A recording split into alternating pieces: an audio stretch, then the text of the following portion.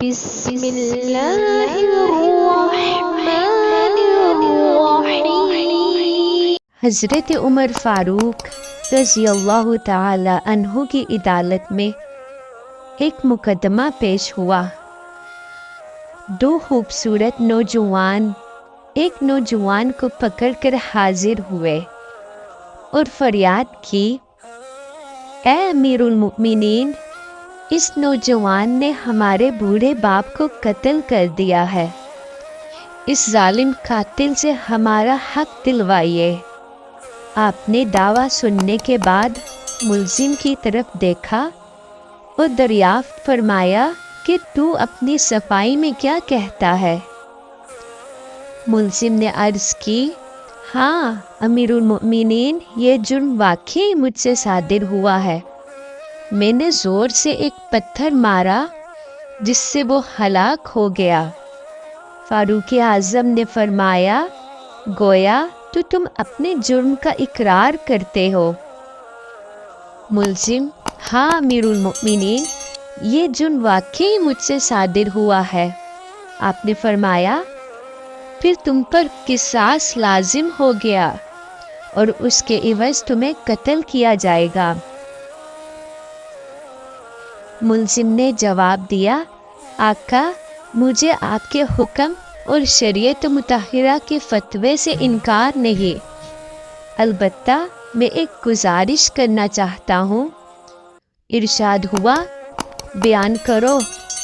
عرض کی، 3 دن کی مہلت چاہیے مجھے، 3 دن بعد حاضر خدمت ہو جاؤں گا۔ عظیم قائد نے کچھ دیر سر جھکا کر سوچا، غور کے بعد سر اوپر اٹھایا اور فرمایا، اچھا، کون ضامن ہوگا تمہارا کہ تم واقعی وعدہ پورا کرو گے اور تیسرے دن عدالت میں حاضر ہو کر خون کا بدلہ خون سے دو گے؟ حضرت عمر فاروق رضی اللہ تعالی عنہ کے اس ارشاد پر اس نوجوان نے پر امید نظروں سے حاضرین مجلس کا جائزہ لیا اور اس کے بعد حضرت ابو ذر غفاری کی چہرے کی طرف دیکھا اور ارشاد کر کے کہا، یہ میری ضمانت دیں گے۔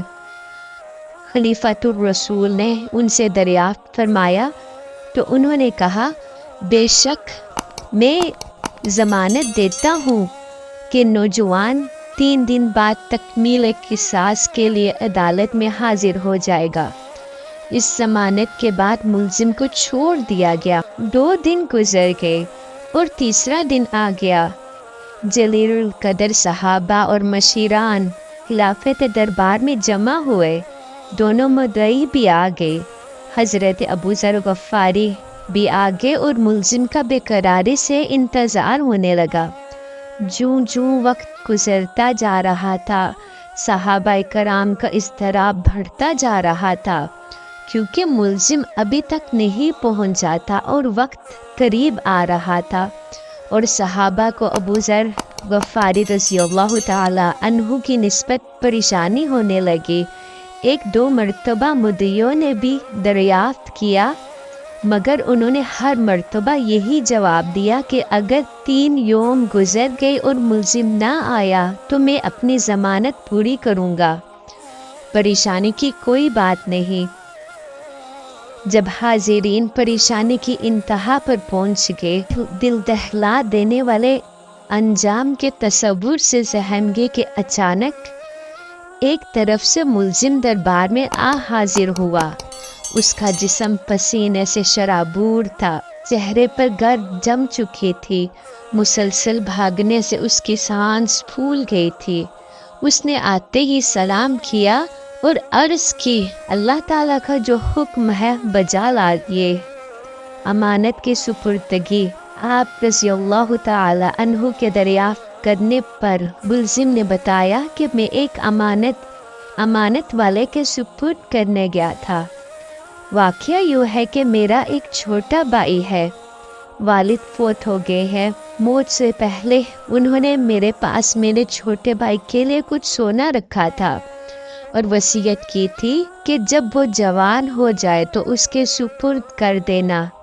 میں وہ سونا ایک جگہ رکھ آیا تھا جس کا مجھے ہی علم تھا، اس لیے وہ سونا اس کے سپرد کرنے گیا تھا۔ الحمدللہ میں نے امانت اس کے سپرد کر دی جس کی وہ تھی۔ امیر المؤمنین رضی اللہ تعالی عنہ نے ابو ذر غفاری رضی اللہ تعالی عنہ سے پوچھا کہ آپ نے اس کی ضمانت کیوں دی تھی؟ کیا یہ آپ کا واقف تھا؟ انہوں نے کہا میرا اس سے کوئی تعلق نہ تھا، صرف یہ بات تھی کہ جب اس نے پر امید نگاہوں سے میری طرف دیکھا مجھے خیال آیا کہ اگر بھرے مجمع میں اس کی ضمانت نہ دوں تو کل قیامت کے دن رب العزت کے سامنے شرمندہ ہونا پڑے گا کہ اتنے آدمیوں میں سے کوئی بھی اس کا ضامن نہ بن سکا، اس لیے میں نے اس کی ضمانت دی۔ حالانکہ میں اسے بالکل نہ جانتا تھا، نہ مجھے یہ معلوم ہے کہ یہ کہاں رہتا ہے، بس اس کی ظاہری شرافت نے مجھے یقین دلایا تھا کہ وعدہ کا پکا ہے، اور میں نے ضمانت دے دی۔ یہ بات سن کر حاضرین محفل اشک آلود ہو گئے اور مدعیوں نے التجا کی کہ اے امیر المؤمنین، ہم نے اپنے باپ کا خون معاف کر دیا۔